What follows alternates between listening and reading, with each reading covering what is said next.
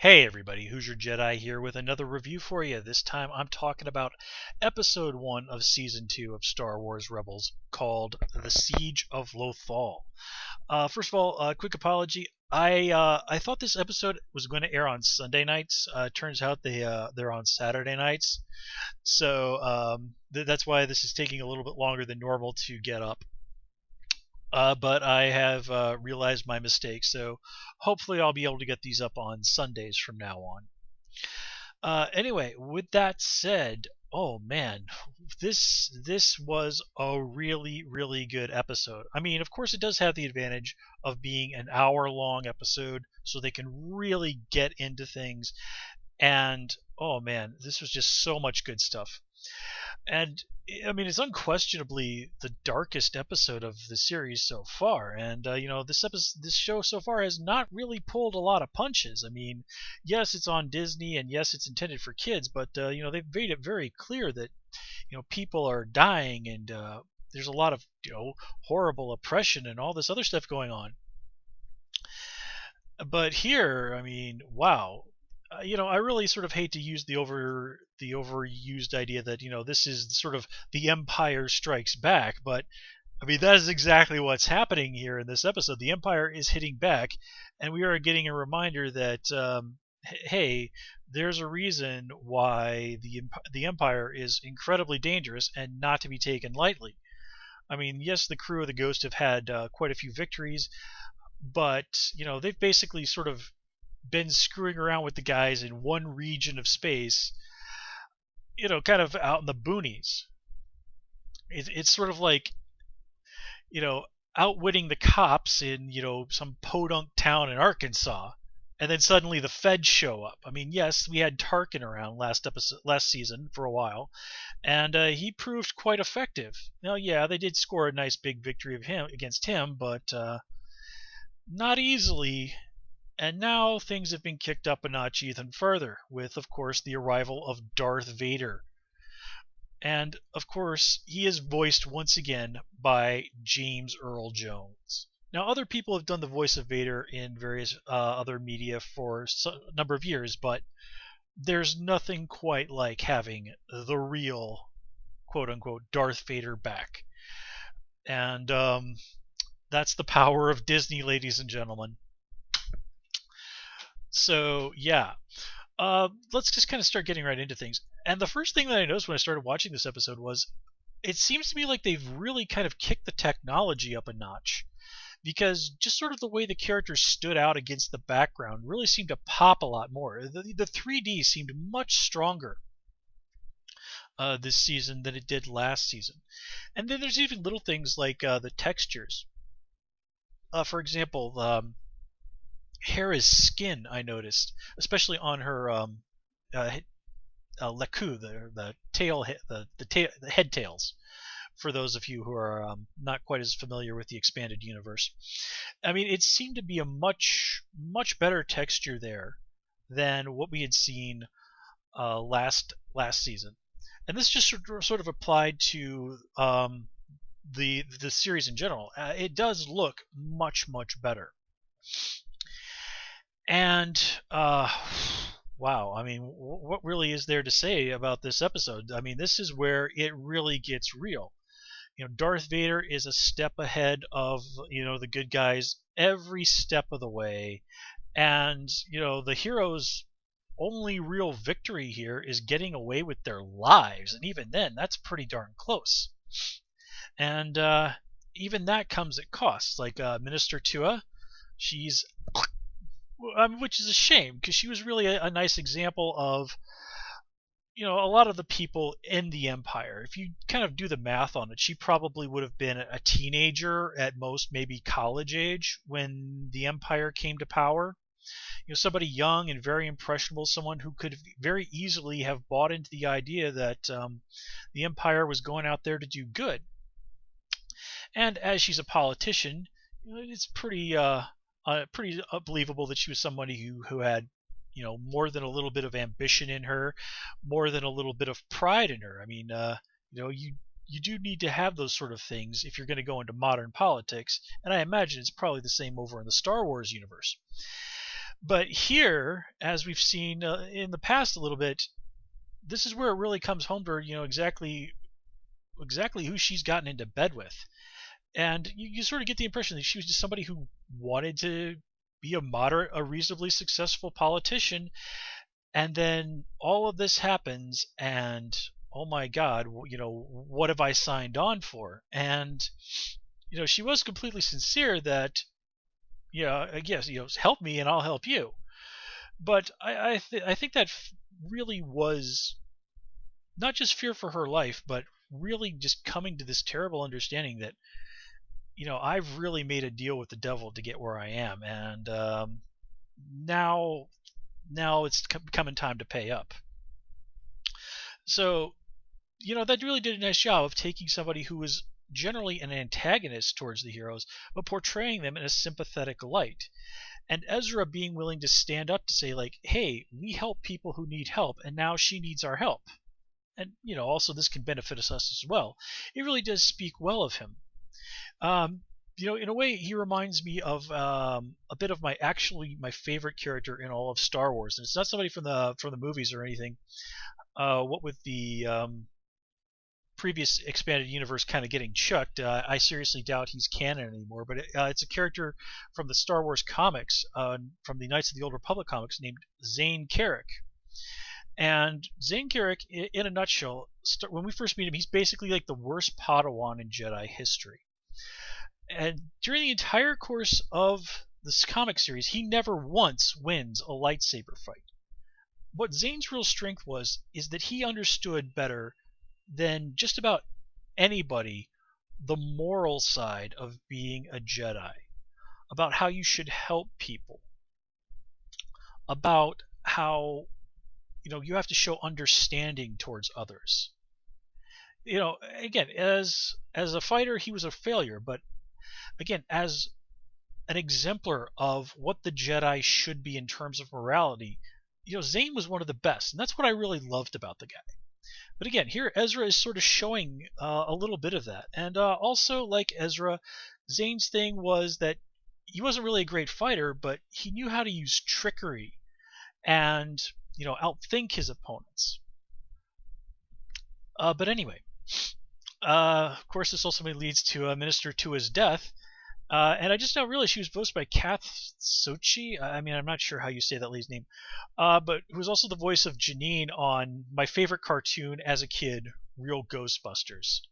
So I just look at that and like, oh man, I can't believe I didn't realize that until now. But anyway, so yeah, with the minister's death, I mean, Vader just comes in there and basically, uses that to kick the anthill of every single thing the crew of the Ghost have done. Previously, sorry, never mind. They felt like they've been making a little bit of progress, but now it's all been undone, and now Lothal is an even more repressed place than before, and it's all blamed on the Ghost's crew. The people who might have supported them are now at best resentful towards them. And of course there are the people in Tarkin Town, the people who would have been most likely to rally behind them. They're basically in the hands of the Empire, and I have a feeling a lot of those folks are not going to come out of that alive. So in very short order, Darth Vader has not only come in there and wrecked everything they accomplished, he's actually taken that and co-opted it for the Empire's own purposes. I mean, it is made abundantly clear that Darth Vader is not screwing around, and the good guys have an enormous situation on their hands. And I really love that after that fight, everybody sort of stands around and acknowledges, like, man, we're lucky to be alive. And if it wasn't for, say, the pad on his shoulder and the armor that she was wearing, well, Kanan would have been probably, disarmed, and Sabine would have almost certainly been dead. And again, it's mostly luck that Vader was not able to kill Ezra. And I really love that scene afterwards where everybody's sitting around and just saying, like, man, this is way out of our league. What do we do here? And there's reasonable arguments on both sides. Both Kanan and Sabine are like, man, we need to get out of this. Just go lay low somewhere. Zeb and Hera are like, no, no, we need to keep fighting the good fight. We need to help these people who are, been our allies.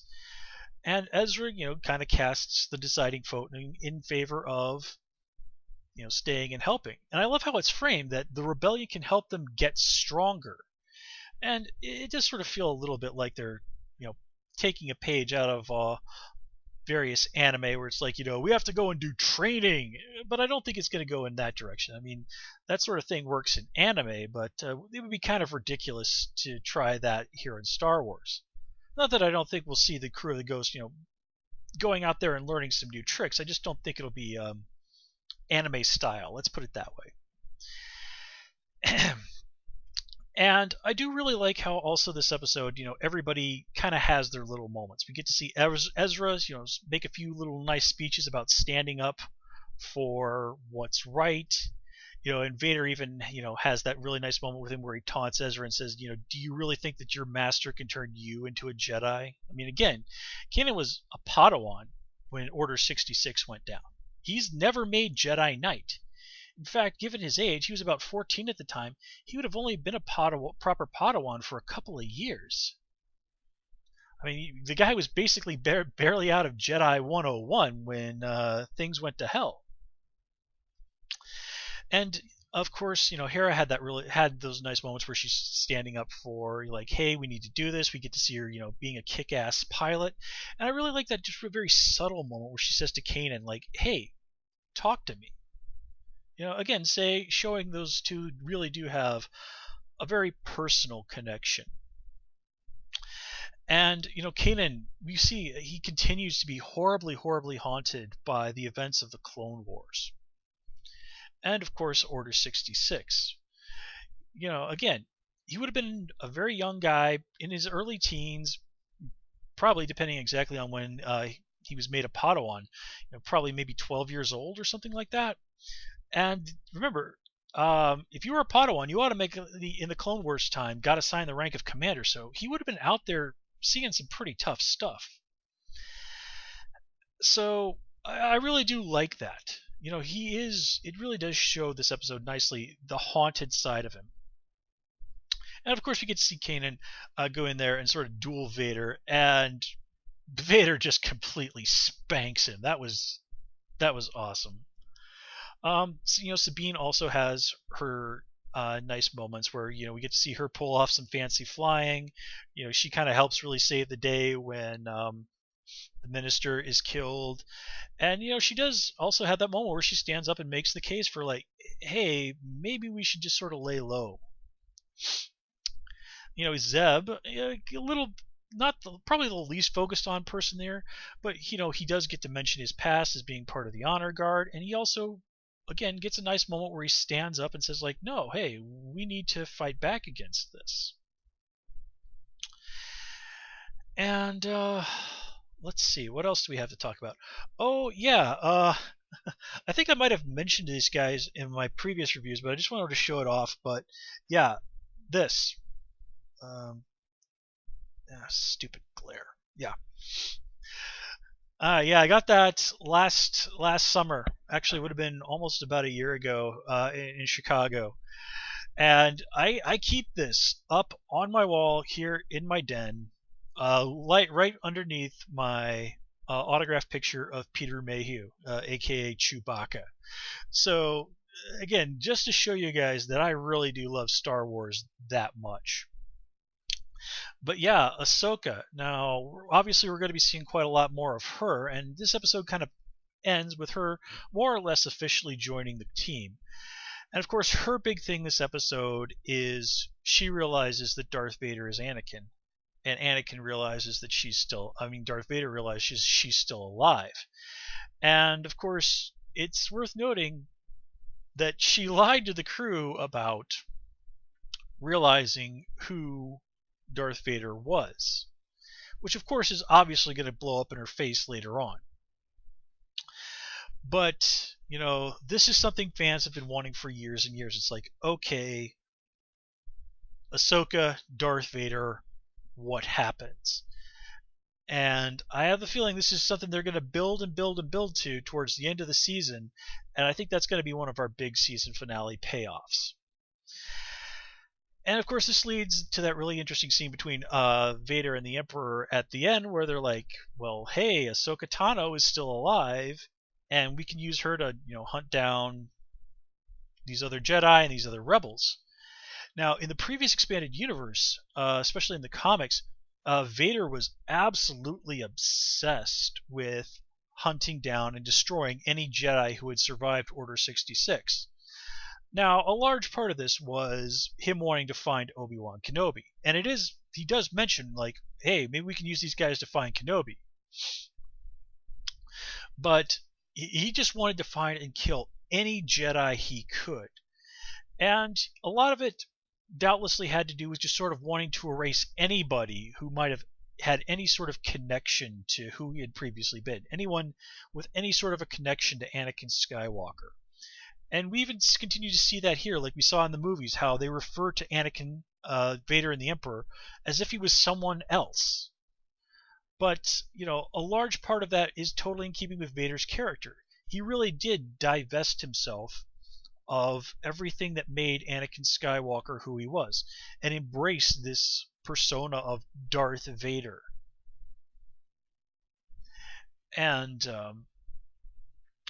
that's in kind of a way how he was able to really live with the person that he had become, to just sort of divest himself from all of that, to view it as if those things had belonged to another man. But the one thing you can never run away from is yourself.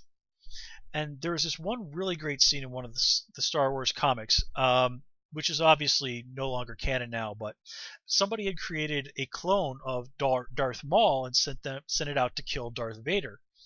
And they fought, and it was really cool, and eventually Darth Vader won. And just as the Maul clone is about to die, it says to Vader, "What could you hate so much that it would give you the power to destroy the likes of me?"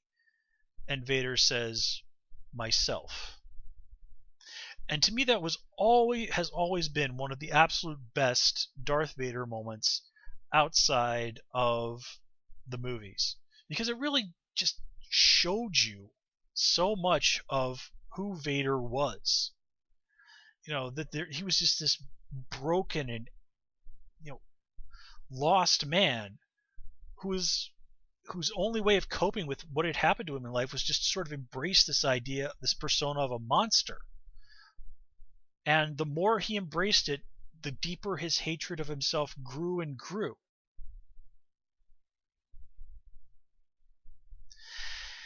And let's see, what else? One other quick criticism. Okay, so we have this guy who's introduced from the rebellion, whose name is Commander Sato.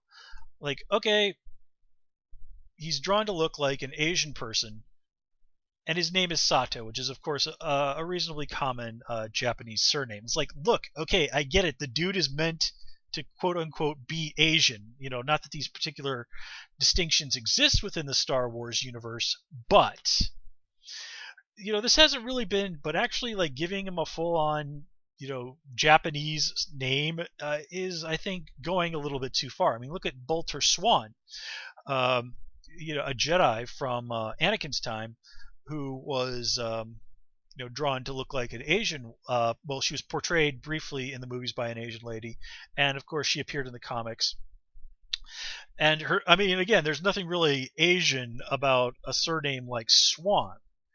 It just seems like they're trying a little bit too hard on that one. I mean, diversity is all well and good, but you don't need to be that on the nose about it. That's a little too much for me. But apart from that, I really have no serious complaints about this episode. This was fun. It was exciting. There was action. There was adventure. There were some really great character moments. As I said, the technology they used to make the show seems to have improved. And, oh my God, Darth Vader is going to be around. And he is not going to be treated like a joke in any way, shape, or form.